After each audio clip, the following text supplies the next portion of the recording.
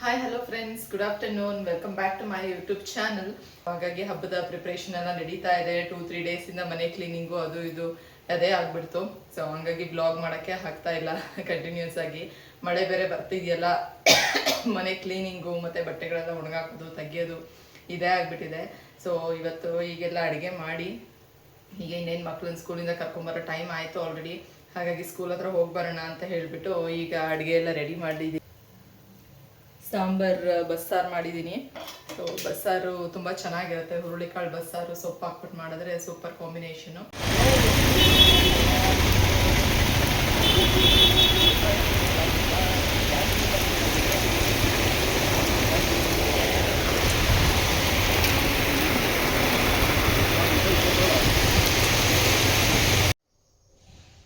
ಮಾರ್ಕೆಟ್ಗೆ ಹೋಗಿ ಹೂವು ಎಲ್ಲ ತೊಗೊಬಂದೆ. ಮಾರ್ಕೆಟ್ಗೆ ಹೋದಾಗಂತೂ ಹೋದಾಗ ಒಂದು ಸ್ವಲ್ಪ ಮಲ್ಲಿಗೆ ಹೂವು, ಸಾವಂತಿಗೆ ಹೂವು ಎಲ್ಲ ತೊಗೊಂಡೆ.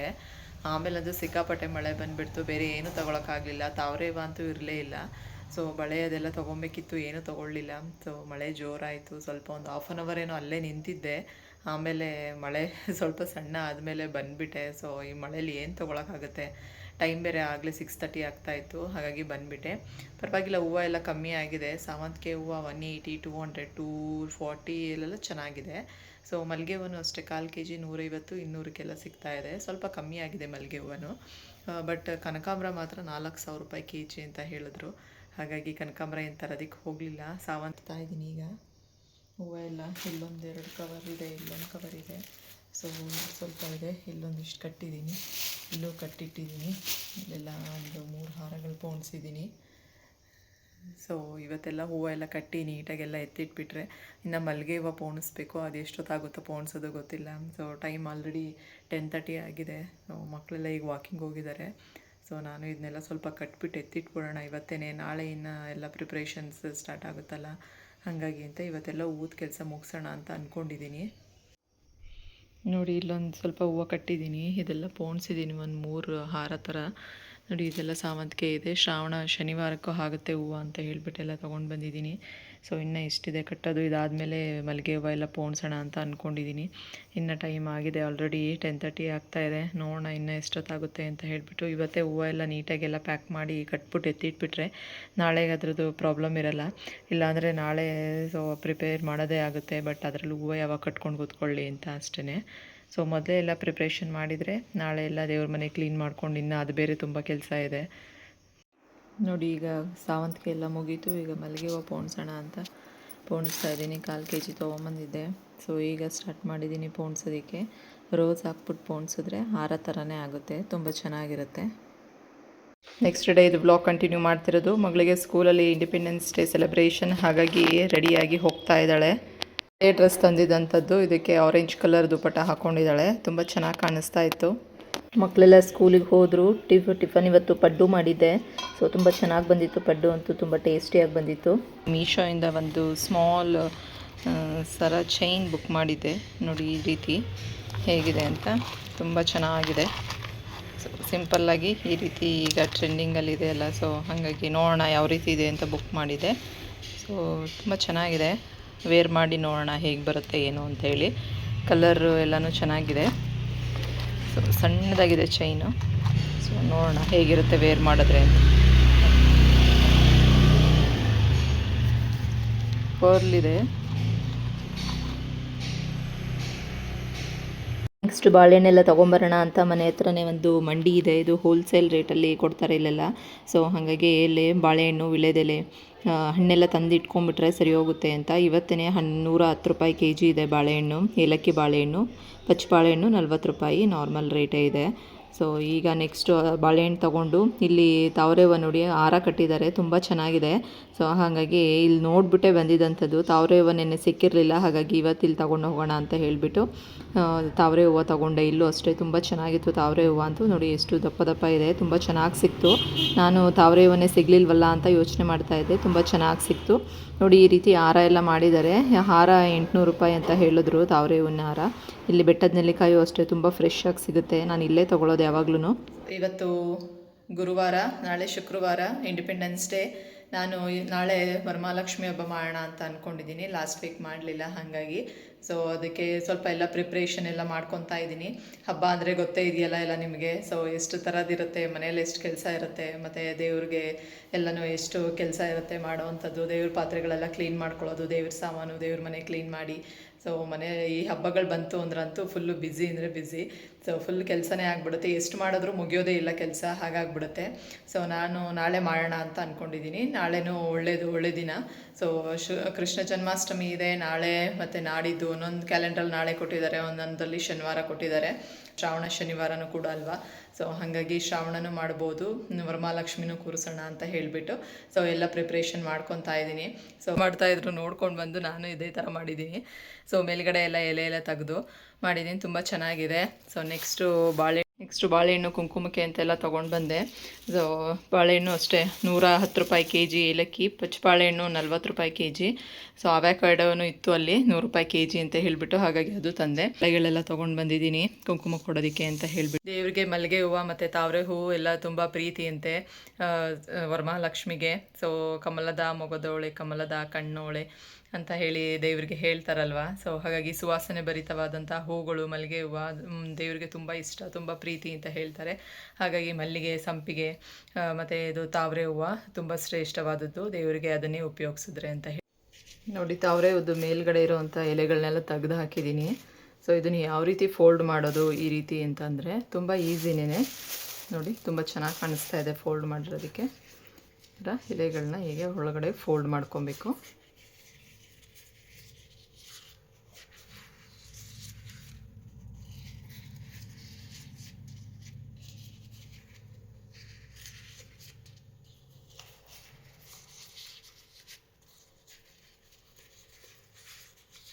ಇದು ಗಂದಿಗೆ ಅಂಗಡಿಲಿ ತೊಗೊಂಡು ಬಂದಿದ್ದು ನಾನು.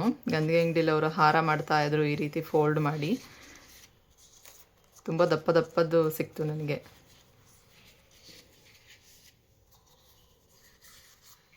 ಎಲ್ಲ ಇವತ್ತೇ ರೆಡಿ ಮಾಡಿ ಇಟ್ಕೊಂಡ್ಬಿಟ್ರೆ ನಾಳೆಗೆ ತುಂಬ ಈಸಿ ಆಗುತ್ತೆ ಪ್ರಿಪ್ರೇಷನ್ನು. ಹಂಗೆ ಅಂದ್ಕೊತೀವಿ, ನಾಳೆನೂ ಅಷ್ಟೇ ತುಂಬ ಗಡಿಬಿಡಿ ಆಗುತ್ತೆ.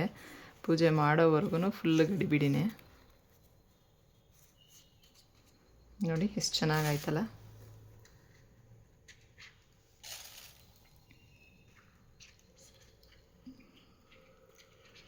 ತುಂಬ ಚೆನ್ನಾಗಿದೆ. ನೋಡಿ, ಬೆಡ್ ಸ್ಪ್ರೆಡ್ ಎಲ್ಲ ರೆಡಿ ಮಾಡಾಯಿತು. ಸೊ ಹಬ್ಬ ಅಂದರೆ ಎಲ್ಲ ಕ್ಲೀನ್ ಮಾಡಬೇಕು, ನೀಟ್ ಮಾಡಬೇಕು, ಬೆಡ್ ಸ್ಪ್ರೆಡ್ಗಳಲ್ಲಿ ಹಾಕಬೇಕು. ಇದು ಬಾಂಬೆ ಡೈಯಿಂಗ್ದು. ಸೊ ಮನೆ ಹತ್ರನೇ ಯಾರೋ ಬರ್ತಾಯಿದ್ರು, ಬಾಂಬೆ ಡೈಯಿಂಗ್ದೆಲ್ಲ ಸೇಲ್ ಮಾಡ್ತಾಯಿದ್ರು. ಸೊ ಹಾಗಾಗಿ ಅಲ್ಲಿ ತೊಗೊಂಡಿದ್ದು. ತುಂಬ ಚೆನ್ನಾಗಿದೆ ಕ್ವಾಲಿಟಿ, ಕಾಟನ್ನು. ಸೊ ಇದೆಲ್ಲ ಬಾಂಬೆ ಡೈಯಿಂಗ್ದೆಲ್ಲ 400 ರುಪೀಸ್. ಇದು ಮನೆ ಹತ್ರನೇ ಬಂದಿದ್ದರು, ಆಗ ತೊಗೊಂಡಿದ್ದು. ಸುಮಾರು ಜನ ತೊಗೊಂಡ್ವಿ ಮನೆ ಹತ್ರ ಎಲ್ಲರೂ. ನೆಕ್ಸ್ಟು ಡ್ರೈ ಫ್ರೂಟ್ಸ್ ತೊಗೊಂಬರೋಣ ಅಂತ ಹೇಳಿ ಡ್ರೈ ಫ್ರೂಟ್ಸ್ ಹೌಸಿಗೆ ಬಂದಿದ್ದೀನಿ. ವೆರೈಟಿ ಆಫ್ ಡ್ರೈ ಫ್ರೂಟ್ಸಸ್ ಇದೆ, ಮಿಕ್ಸ್ ವೆರೈಟಿ ಇದೆ. ಸೊ ಮತ್ತು ಉಪ್ಪು ಖಾರ ಹಾಕಿರೋದೆಲ್ಲ ಇದೆ ಮಿಕ್ಸ್ಚರ್ ಥರ. ಸೊ ತುಂಬ ಚೆನ್ನಾಗಿತ್ತು. ಮತ್ತು ಇದೆಲ್ಲ ಫ್ರೂಟ್ಸ್ ಆ್ಯಂಡ್ ನಟ್ಸ್ ಎಲ್ಲ ಇದೆ.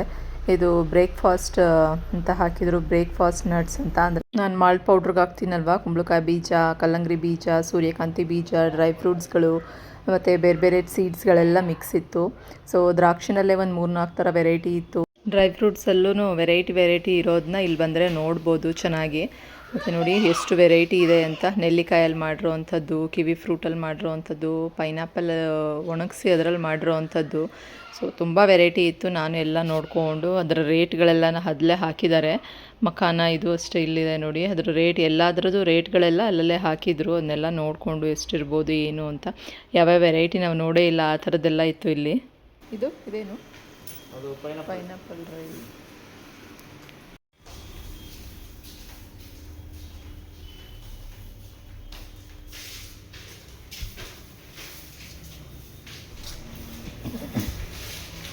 ನೆಕ್ಸ್ಟು ಇಲ್ಲಿ ಎಲ್ಲ ಥರ ಸ್ಪೈಸಸ್ ಎಲ್ಲ ಇತ್ತು. ನಾವು ಪಲಾವ್ಗೆಲ್ಲ ಬಳಸ್ತೀವಲ್ಲ, ಪಲಾವ್ ಸಾಮಾನು ಅದೆಲ್ಲ ಇತ್ತು, ವೆರೈಟಿ. ಸೊ ಎಲ್ಲ ನೋಡ್ಬೋದು ಇಲ್ಲಿ ಬಂದರೆ, ಎಲ್ಲ ಒಂದೇ ಕಡೆ ಸಿಗುತ್ತೆ.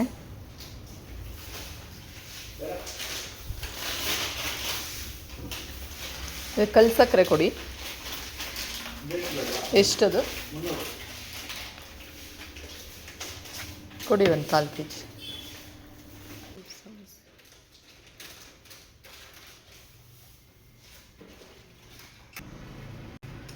ನೆಕ್ಸ್ಟ್ ಈ ಕಡೆ ಮನೆಗೆ ಬಂದಮೇಲೆ ಆಲ್ರೆಡಿ 7 ಏನೋ ಆಗಿದೆ ಟೈಮು. ಈಗ ಸ್ಯಾರಿ ಎಲ್ಲ ಫೋಲ್ಡ್ ಮಾಡಿ ನೆರಿಗೆ ಎಲ್ಲ ಹಿಡಿದು ಇಟ್ಕೊಳ್ಳೋಣ ಅಂತ ಹೇಳಿ ಎಲ್ಲ ಮಾಡ್ತಾಯಿದ್ದೀನಿ. ಸೀರೆ ಎಲ್ಲ ನೆರಿಗೆ ಹಿಡಿದು ಎಲ್ಲ ಎತ್ತಿಟ್ಟಿದ್ದೀನಿ. ಈಗ ಬ್ಲೌಸ್ಗೆ ರೆಡಿ ಮಾಡ್ಕೊಳ್ಳೋಣ ಅಂತ ಪೇಪರ್ ಹಾಕ್ಕೊಂಡು ಬ್ಲೌಸ್ನ ಕೆಳಗಡೆ ಹಾಕ್ಕೊಂಡು ಈಗ ಫೋಲ್ಡ್ ಮಾಡ್ಕೊತಾ ಇದ್ದೀನಿ. ಈ ರೀತಿ ಮಾಡ್ಕೊಬೇಕು. ಈ ರೀತಿ ಸಣ್ಣದಾಗಿ ಮಾಡಿಕೊಂಡ್ರೆ ಬಳೆ ಹಾಕೊಳ್ಳೋದಕ್ಕೆ ಸರಿ ಹೋಗುತ್ತೆ. ಇದು ಓಪನ್ ಆಗ್ತಾ ಇರುತ್ತೆ. ನೀಟಾಗಿ ಎರಡು ಕಡೆನೂ ಇಟ್ಕೊಂಡು ಮಾಡ್ಕೊಬೇಕು. ಸಣ್ಣದಾಗಿ ಮಾಡ್ಕೊಳ್ಳಿ, ಆಮೇಲೆ ದಪ್ಪ ಆಗಿಬಿಡುತ್ತೆ. ನಾವು ಯಾವಾಗಲೂ ಇದೇ ರೀತಿ ಮಾಡೋದು, ಕೈ ಬಳೆ ಹಾಕೋದಕ್ಕೆ ಸರಿ ಹೋಗುತ್ತೆ ಅಂತ ನೋಡಿದ. ನಾನಿದೆಲ್ಲ ಮಾಡೋದಕ್ಕೆ ಮೊದಲು ನೀಟಾಗಿ ನೆಲ ಒರೆಸಿ ಗಂಜಲ ಹಾಕಿಬಿಟ್ಟು ಆಮೇಲೆ ಸ್ಯಾರಿ ಡ್ರಾಪಿಂಗ್ ಎಲ್ಲ ಮಾಡೋಕ್ಕೆ ಕೂತಿರೋದು. ಈಗ ಲಾಸ್ಟಲ್ಲಿ ಈ ಕಡೆ ಪಿನ್ ಹಾಕ್ಕೊಂಡ್ರೆ ಅದು ನೀಟಾಗಿ ಕುತ್ಕೊಳ್ಳುತ್ತೆ.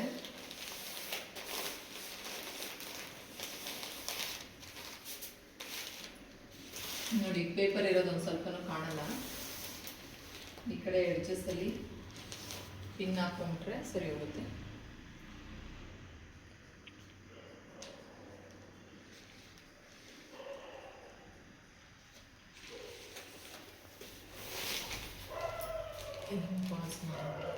ರೆಡಿಯಾಗಿದೆ. ಈ ರೀತಿ ಮಧ್ಯಕ್ಕೆ ಈ ರೀತಿ ಮಾಡಿಕೊಂಡ್ರೆ ಫ್ರೈ ಆಗುತ್ತೆ. ಇದಕ್ಕಿಲ್ಲೆಲ್ಲ ಬಳೆ ಹಾಕ್ಕೊಳ್ಳೋದು ನಮಗೆ ಯಾವ ಥರ ಬೇಕೋ ಆ ಥರ ಹೀಗೆ ಹಾಕ್ಕೊಂಡು ಮಾಡ್ಕೊಳ್ಳೋದು. ಒಂದು ಮಾವಿನೆಲೆ ಎಲ್ಲ ತೊಗೊಂಡು ಬಂದಿದ್ದೀನಿ. ಸೀರೆ ಎಲ್ಲ ರೆಡಿ ಮಾಡಿ ಇಟ್ಕೊಂಡಿದ್ದೀನಿ. ಇದು ಮಡ್ಲಕ್ಕಿಗೆ ಅಂತ ಹೇಳಿ ದೇವ್ರಿಗೆ ಬಳೆ ತೊಗೊಬಂದಿರೋದು. ಕೊಬ್ಬರಿ ಮತ್ತು ಬ್ಲೌಸ್ ಪೀಸು, ಇದರಲ್ಲಿ ಬೆಲ್ಲ ಇದೆ, ಹುರ್ಗಡ್ಲೆ, ಮಡ್ಲಕ್ಕಿಗೆ ಅಂತ ತಂದಿರೋದು. ಇದು ದೇವರಿಂದೆ ಕಟ್ಟೋದಿಕ್ಕೆ ಬಿಂದಿಗೆಗೆ ಕಡ್ಡಿ. ಇದು ನೋಡಿ, ಈ ರೀತಿ ಎಲ್ಲ ನೆರಿಗೆ ಎಲ್ಲ ಹಿಡಿದು ಬಿಂದಿಗೆ ಇಟ್ಟು ಅದಕ್ಕೆಲ್ಲ ರೆಡಿ ಮಾಡಿದ್ದೀನಿ. ಸೊ ದೇವ್ರ ಮನೇನೂ ಈ ರೀತಿ ಎಲ್ಲ ಫ್ಲವರ್ಸ್ ಎಲ್ಲ ಹಾಕಿ ಡೆಕೋರೇಷನ್ ಮಾಡಿದ್ದೀನಿ. ಸೊ ಸಾಕು, ಸಿಂಪಲ್ಲಾಗಿ ಇಷ್ಟೇ ಅಂತ ಹೇಳಿ ನೆಕ್ಸ್ಟು ಬೆಳಗ್ಗೆಗೆ ಮಾಡ್ಕೊತೀನಿ ಎಲ್ಲ. ಇವಾಗ ನೈಟ್ ಏನೂ ಮಾಡೋದಿಲ್ಲ. ಸೊ ಇಲ್ಲೆಲ್ಲ ಅರೇಂಜ್ ಮಾಡಿ ಬಾಳೆಕಂದೆಲ್ಲ ಮತ್ತು ಹೂವು ಎಲ್ಲ ಬೆಳಗ್ಗೆಗೆ ಮುಡಿಸ್ಕೊಂಡು ಹಣ್ಣು ಎಲ್ಲ ತಟ್ಟೆಗೆ ಎಲ್ಲ ತೊಳೆದು ಇಟ್ಬಿಡ್ತೀನಿ. ಇವತ್ತಿನ ವ್ಲಾಗ್ನ ಇಲ್ಲಿಗೆ ಎಂಡ್ ಮಾಡ್ತಾಯಿದ್ದೀನಿ. ನಾಳೆ ಹಬ್ಬದ ವ್ಲಾಗ್ ಬರುತ್ತೆ. Thank you so much. Bye bye.